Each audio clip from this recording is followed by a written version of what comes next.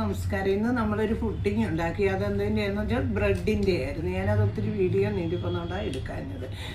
ആദ്യം നമ്മൾ എന്ത് ചെയ്തു, പഞ്ചാര നമ്മൾ കാരമൽ ചെയ്ത് വെച്ചു, കാരമൽ ചെയ്ത് വെച്ചു. പിന്നെ നമ്മളെ ബ്രെഡും പിന്നെ പാലും പഞ്ചസാരയും കൂടെ മിക്സിയുടെ ജാറിനകത്തിട്ട് അടിച്ച് ഈ കാരമൽ ചെയ്ത് ഇതിനകത്തോട്ട് ഒഴിച്ചിട്ട് അതിൻ്റെ മണ്ടയ്ക്കോട്ട് ഇത് ഒഴിച്ച് നമ്മളെ ഒരു ചരുവത്തിനകത്ത് ഒരു പാത്രം ഡക്കം വെച്ചിട്ട് അതിൻ്റെ മണ്ടയ്ക്കോട്ട് ഇത് വെച്ചിട്ട് നമ്മൾ സ്റ്റീം കൊടുത്ത് ഇങ്ങനെ എടുത്തു, സ്റ്റീമിൽ വേവിച്ചെടുത്തു. ഇനി നമുക്കതൊന്ന് തുറന്ന് നോക്കിയാലോ?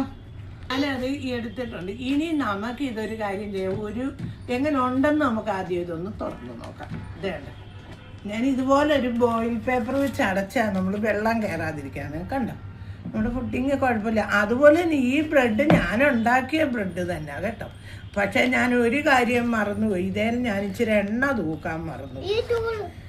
അതുകൊണ്ട് ഇളകും ഒന്ന് ശരിക്കും എനിക്ക്. എന്നാലും നമുക്കൊന്ന് നോക്കാം, എന്നിട്ട് നമുക്കിതൊന്ന് തണുപ്പിച്ച് കഴിക്കാം. അപ്പോൾ നമുക്ക് ആദ്യം സ്പൂണിനോട്ടൊക്കെ ഇതൊന്ന് കമത്തി നോക്കാം. ഡാൻ, ആഹായ്, അടിപൊളിയായിട്ടുണ്ട് കേട്ടോ. ഞാൻ വിചാരിച്ചില്ല ഒക്കുമെന്ന്, ഞാൻ വിചാരിച്ചില്ല. അപ്പം നല്ല ഡൺ.